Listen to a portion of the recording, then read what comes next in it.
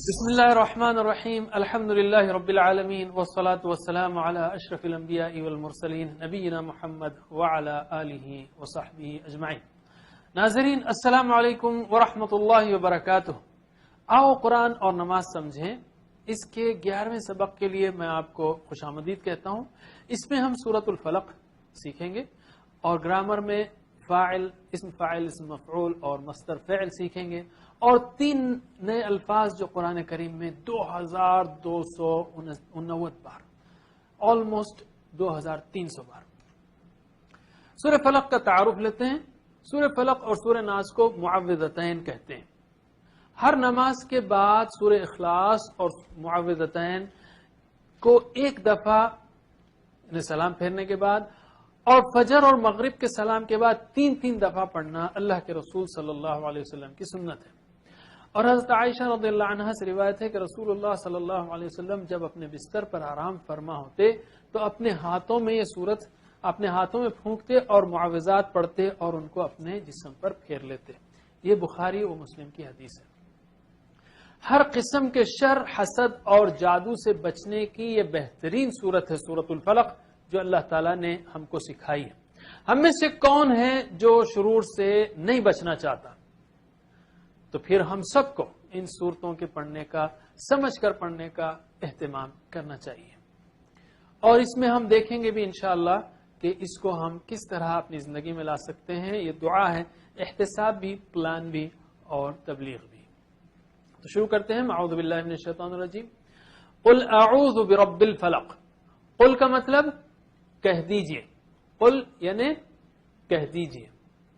اعوذ میں پناہ میں آتا ہوں، اعوذ میں پناہ میں آتا ہوں، افعل میں کرتا ہوں، اشہد میں گواہی دیتا ہوں، اعوذ میں پناہ میں آتا ہوں، باللہ اللہ کی، یہاں پر ہے بربی رب کی، اعوذ باللہ ہم نے سیکھا تھا، یہاں پہ اعوذ بربی ہے، بربی رب کی، میں پناہ میں آتا ہوں رب کی۔ الفلق یعنی صبح، الفلق یعنی صبح۔ قل اعوذ برب الفلق، کہہ دیجئے میں پناہ میں آتا ہوں صبح کے رب کی۔ تو پہلے تو جیسے ہم نے کہا قرآن سے ہمارا تعلق ڈائریکٹ ہے، پرسنل ہے، پلانڈ ہے، ریلیونٹ ہے، راست ہے، شخصی ہے، طے شدہ متعلق ہے، اس لیے ہم کو توجہ کرنی چاہیے، سمجھنا چاہیے، تصور اور احساس کا بھرپور استعمال کرتے ہوئے دعا، احتساب، پلان و تبلیغ اگر ہم کریں تو انشاءاللہ قرآن کو ہم زندگی میں اچھی طرح لا سکتے ہیں، اسے انٹریکٹ کر سکتے ہیں، تعامل کر سکتے ہیں۔ تو پہلے احساس کیجئے کہ بات کیا کی جا رہی ہے، تصور کیجئے۔ یاد رہے کہ انسان فتنوں میں، حملوں میں، دن رات کی آفات میں، شر پسند انسانوں میں، حاسدوں میں، وائرسوں میں گھرا ہوا ہے۔ اللہ تعالی کی عظمت کو محسوس کرتے ہوئے، اس کی ربوبیت کو، جس نے آج تک حفاظت دی ہے، پل پل کھلا رہا ہے، ذرے ذرے کی حفاظت کر رہا ہے، اس سے درخواست کرے کہ وہ آج بھی ہماری حفاظت کرے۔ قل اعوذ، میں پناہ میں آتا ہوں برب الفلق۔ رب الفلق کے الفاظ پر غور کیجئے اور تصور کا بھرپور استعمال کیجئے کہ صبح کا رب کس طرح وہ صبح کو لے کر آتا ہے۔ سورج کو دیکھیے، روشنی کے ڈیزائن کو دیکھیے، اس کی دوری دیکھیے زمین سے، زمین کی خاص حساب سے گردش دیکھیے، آپ زمین کے اطراف جو مضر شعاعیں ہیں اس کو چھان کر اچھی شعاعوں کا آنے دینے کا جو اللہ تعالیٰ نے انتظام کیا، سارے انتظام کو جب کیا گیا ہے تب آتی ہے صبح، رب الفلق۔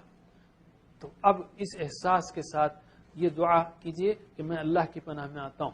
ترجمہ کیجئے، پریکٹس۔ قل اعوذ بربی الفلق، قل اعوذ برب الفلق۔ لفظی ترجمہ اور رواں ترجمہ، یہ پریکٹس آپ بار بار کر سکتے ہیں۔ ہم ذرا آگے چلتے ہیں۔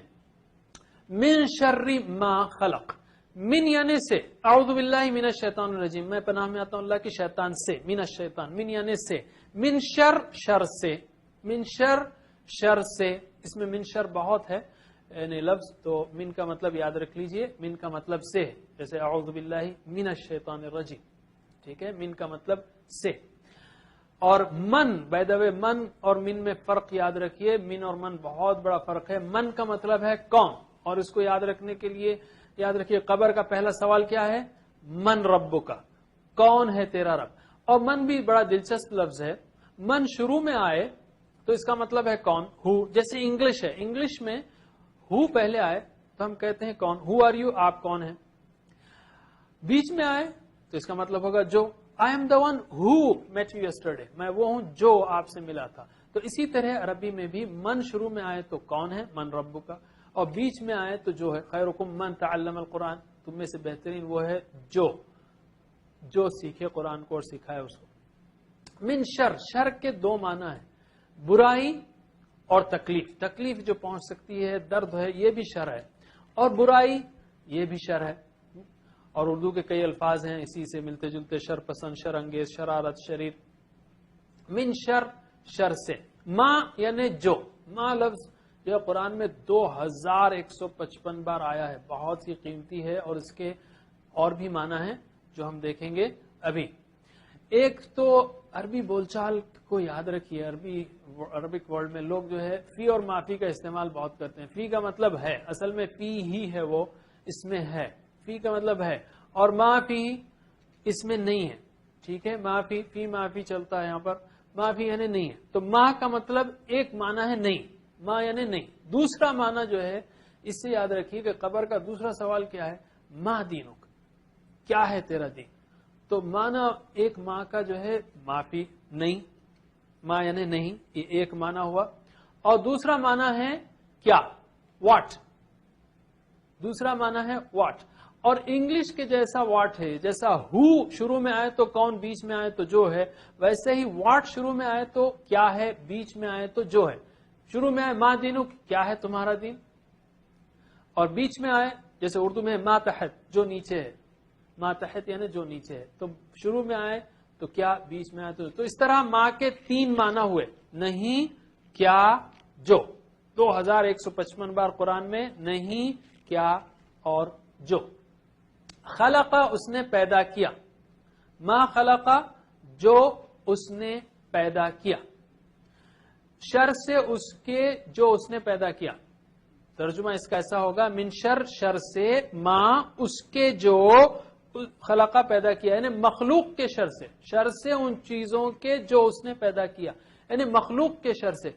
یاد رکھیے اللہ تعالیٰ نے مثلا انسانوں کو اچھے کاموں کے لیے پیدا کیا, مگر بعض انسان شر پھیلاتے ہیں, ان سے آپ کو تکلیف پہنچتی ہے.